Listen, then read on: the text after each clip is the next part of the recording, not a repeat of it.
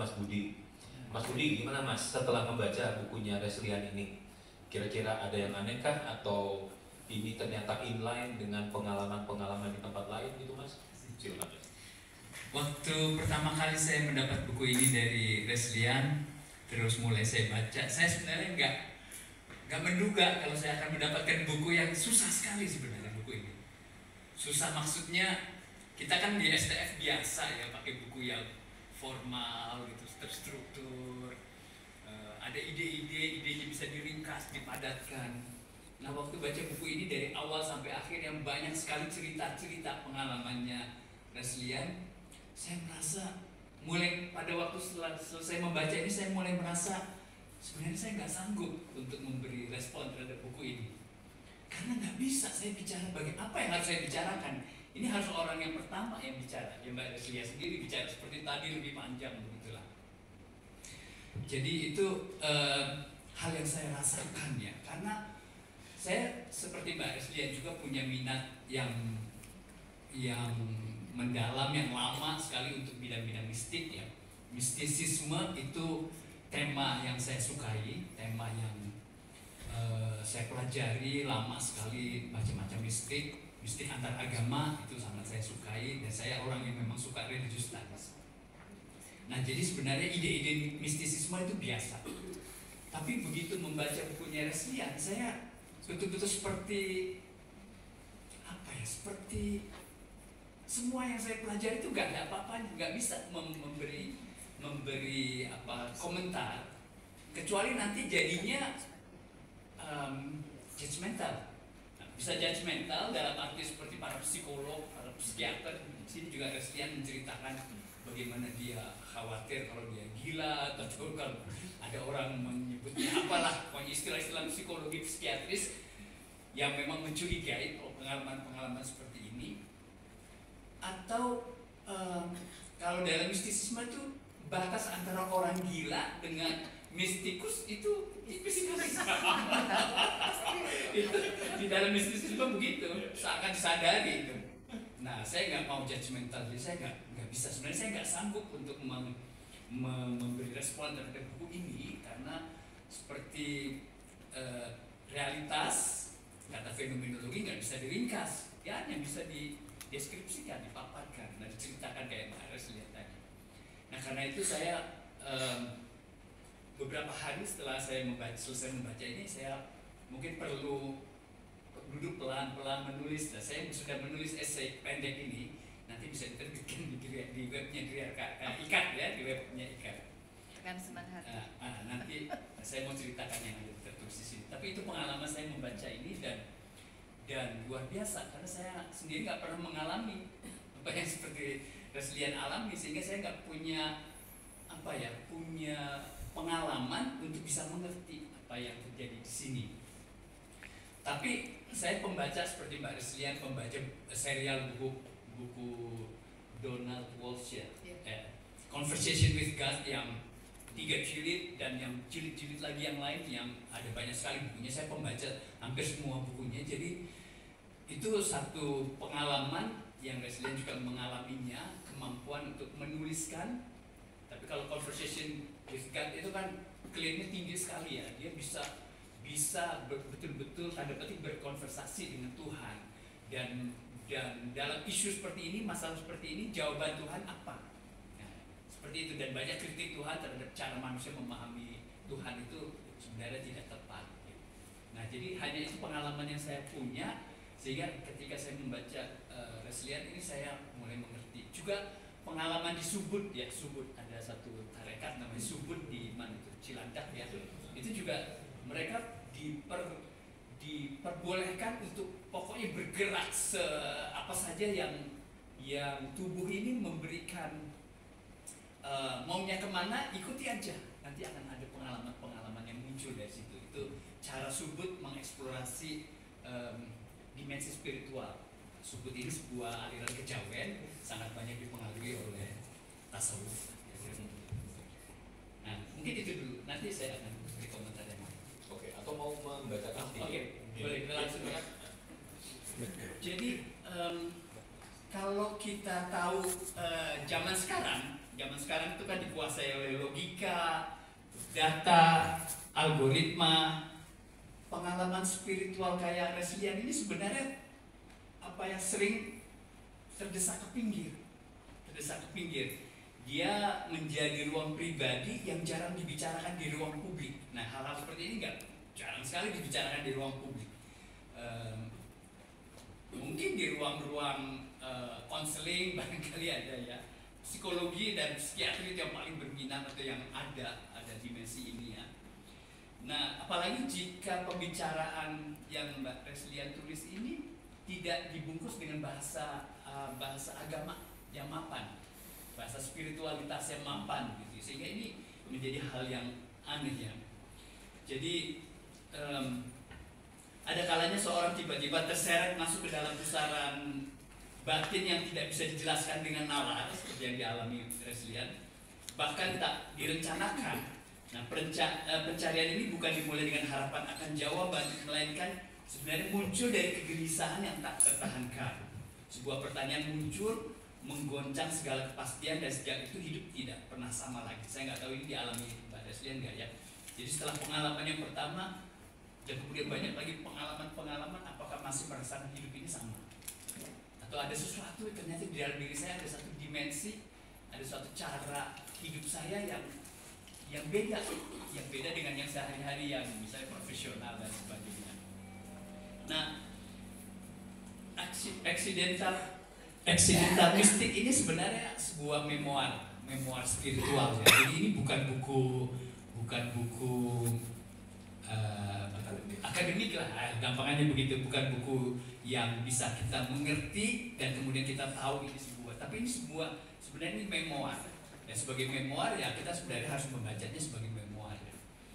Nah, buku ini juga bukan catatan dogmatis dari seorang tokoh agama misalnya atau pemimpin spiritual yang sudah mencapai tingkat kesucian tertentu. Nah, kalau ada misal Master Eckhart atau Rumi atau Jalaluddin atau Ibnu Arabi, nah dia kan setelah sampai pada tingkat pengalaman tertentu dia menulis dengan sistematik dan seperti itu. Tapi buku ini yang menarik, dia ditulis oleh seorang yang profesional ya, orang profesional yang tadi sudah disebutkan oleh Kumkum biografinya Mbak Reslian. Jadi ini beda ya. Nah, juga Mbak Reslian ini bukan seorang pencari Tuhan dalam pengertian konvensional. Jadi kalau ada buku-buku yang judulnya atau terkait dengan pencarian ketuhanan, nanti menemukannya atau bagaimana, nah Mbak Reslian nggak seperti itu. Ini di buku cerita aja dari momen ke momen ya.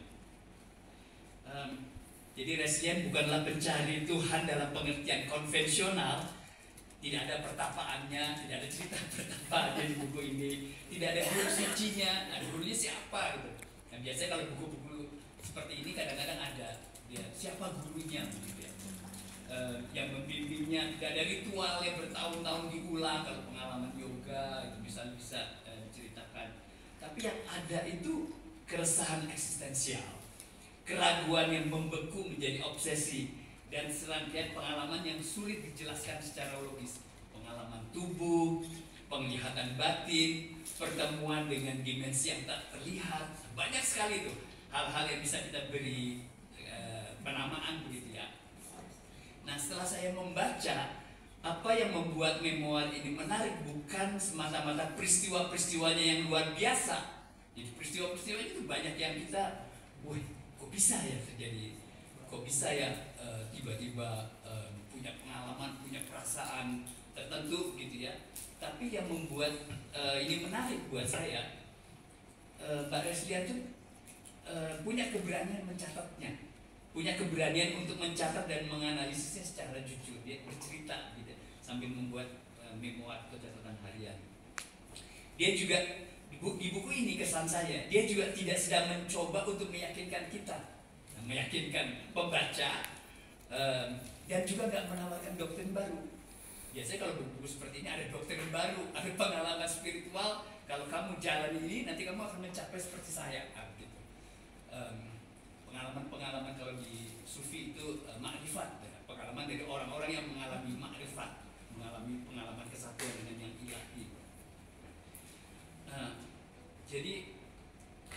mencoba meyakinkan kita, tidak menawarkan doktrin baru, juga tidak menuntut kita untuk percaya. Jadi Mbak Reslian tuh bersahaja aja menulis ini, nggak peduli kita percaya atau tidak percaya, pokoknya nggak peduli, dia hanya ingin menuliskannya sebagai sebuah memoir, sebagai sebuah, tadi istilahnya apa, catatan pengalaman, begitu, ada pengalaman yang ditulis begitu ya. Jadi Reslian hanya membuka halaman demi halaman kisah personalnya tentang bagaimana dia goyah, bagaimana dia mencari, terpleset, bangkit, mempertanyakan kembali, dan akhirnya menyadari bahwa spiritualitas itu bukan tujuan. Jadi Reslian menyadari sebenarnya tujuannya itu bukan mendapatkan pengalaman spiritual tertentu, misalnya pengalaman kesatuan dengan yang ilahi atau pengalaman oneness of being, ya, pengalaman menyatu dengan semua yang ada. Tapi sebenarnya yang dia pentingkan itu proses, ya, proses dan nanti di akhir bukunya dia menyadari bahwa melalui proses itu dia menjadi semakin menjadi dirinya sendiri. Saya menyebutnya di sini menjadi laut. Saya kira ada kutipan dari siapa ya, menjadi laut itu ya. Nah, menjadi laut. Dia Reslian itu menjadi laut, tujuan bukan tujuan. Jadi dia menyadari akhirnya menjadi laut. Menjadi laut itu maksudnya begini, sungai-sungai yang merupakan individu-individu bersatu di semesta yang namanya laut. Khalil Gibran, ya, kutipan dari Khalil Gibran. Buku ini juga ditulis dengan bahasa yang tenang. Jadi kalau kita baca buku ini memang enak. Kalau kita biasa dengan baca novel, baca buku-buku memoir, ini enak sekali, bahasanya enak, tenang, jernih, reflektif. Namun di balik kesederhanaannya terkandung gemuruh pertanyaan filosofis dan teologis yang mendalam. Mungkin pengaruh STF-nya ini. Jadi di balik itu ada pertanyaan-pertanyaan yang mendalam. Misalnya pertanyaan yang saya catat ini, apakah Tuhan benar-benar ada atau hanya konstruksi sosial? Jika Tuhan ada, mengapa Ia hadir dalam cara-cara yang tidak rasional? Kenapa saya mengalami hal seperti ini? Bagaimana kita membedakan antara pengalaman spiritual dengan gangguan psikologis? Itu sangat disadari oleh Reslian. Apakah pengalaman mistik hanya untuk orang tertentu, ataukah ia dapat terjadi pada siapapun? Pertanyaan-pertanyaan ini tidak dijawab secara tuntas oleh Reslian, dan justru di sini kekuatannya, karena dia nggak mau bikin simplifikasi, dia nggak mau bikin teori, ya, dia mau cerita aja. Ini yang saya alami pada saat ini, ya, ada waktu-waktu yang ada dalam setiap bab itu. Nah, jadi sebagai pembaca, kita atau saya waktu membaca ini diajak menyusuri lorong gelap dan terang, pencarian spiritual yang terasa sangat manusiawi. Ini bukan kisah pencerahan instan. Nah, kalau baca buku-buku motivasi spiritual kan pencerahan instan, ya, one minute enlightenment, bisa istilah gitu. Dalam 1 menit kita dapat pencerahan instan, ya, yang banyak marak di dalam buku-buku yang kalau kita lihat di Gramedia. Tidak ada akhir bahagia yang terjamin. Jadi nggak ada happy ending gitu di buku ini. Ini bukan buku cerita happy ending. Sebaliknya ini adalah pengakuan jujur tentang bagaimana spiritualitas yang otentik justru sering dimulai dari keraguan yang paling mendalam.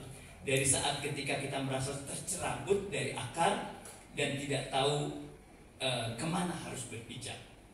Nah, memoir ini menurut saya penting bukan karena memberikan jawaban, tapi karena memoir ini memberi ruang bagi pertanyaan yang tidak berani kita ajukan. Jadi nggak semua orang sebenarnya berani mengajukan. Mungkin kita punya pengalaman-pengalaman kecil-kecil, nggak seperti Mbak Reslian yang sering mengalaminya, tapi ada sekali-sekali kita mengalami, tapi kita nggak berani untuk jujur kita mengatakan kita sedang mengalami hal seperti ini, apalagi menuliskannya. Nah, di era di mana kehidupan kita terlalu sering dikendalikan oleh ekspektasi sosial dan rutinitas tanpa makna, kisah Reslian adalah sebuah ajakan untuk berani berhenti sejenak dan bertanya siapa kita sebenarnya, untuk apa kita hidup, dan jika Tuhan itu ada, bagaimana kita tahu bahwa kita telah bersentuh dengan Dia. Nah, kalau kita membaca bukunya, kita bisa mengikuti perjalanan Reslian.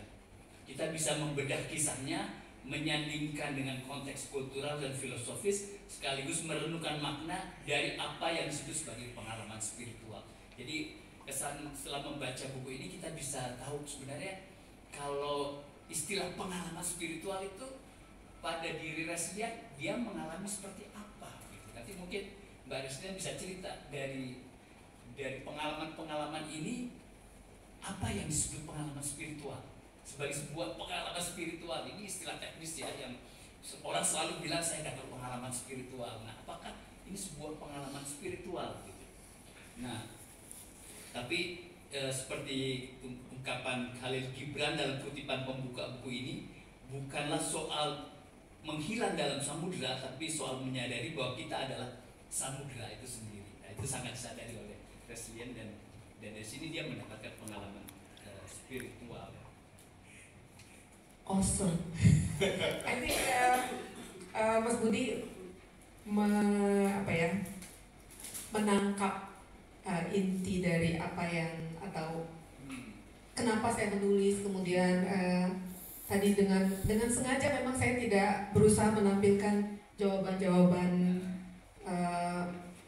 thank you so much, karena itu menurut saya tidak banyak yang bisa melihat, karena ada teman juga ketika baca, kok lu selalu ragu-ragu sih, saya tidak tahu kenapa ini maksud saya, but exactly karena sebenarnya memang the minute karena ini kan pengalaman ya, fenomenologi, memang saya sengaja membiarkan itu, biarkan orang lain yang menilai, karena begitu kita masuk ke dalam bungkus definisi atau labeling, nah di situ suka muncul mulai, karena masing-masing akan menilai dengan pandangannya sendiri. Jadi menurut saya karena juga dari pengalaman itu saya sendiri sebenarnya secara jujur, dan saya sampaikan bahwa saya juga sampai sekarang ada banyak hal yang saya tidak tahu kenapa harus terjadi seperti itu, kenapa harus, misalnya tadi cakra, saya sampai sekarang ya tadi karena saya juga tidak khusus mempelajari, karena memang saya tidak terdorong untuk mempelajari secara khusus, karena kan yang saya lihat itu kan pertanyaan ya, Tuhan itu ada atau enggak, jadi saya mengacunya ke situ, yang lain-lain tuh menurut saya sampingan ya. Jadi dan thank you jadi Mas Budi, I think dari tujuan dari kenapa dan apa dibalik saya menulis ini sudah ditangkap dengan sangat tepat kalau saya menanggapi tadi. Okay. Ya. Dan tidak banyak, jadi oh ya teman-teman, jadi banyak yang setelah membaca juga menyampaikan kepada saya juga belajar, ini kan buku pertama saya ya, jadi saya belajar, ternyata orang menanggapi itu masing-masing sesuai dengan, ini buku sebenarnya kayak mirror ya. Mereka menanggapi sesuai dengan perjalanan masing-masing. Jadi dari buku ini apa yang paling menarik bagi mereka, apa yang mengganggu bagi mereka, itu sebenarnya cerminan dari mereka. Jadi saya belajar untuk tidak menjudge atau tidak menilai. Jadi saya mengiyakan karena masing-masing kita kan punya our own journey ya. Dan itu tidak ada yang salah atau benar.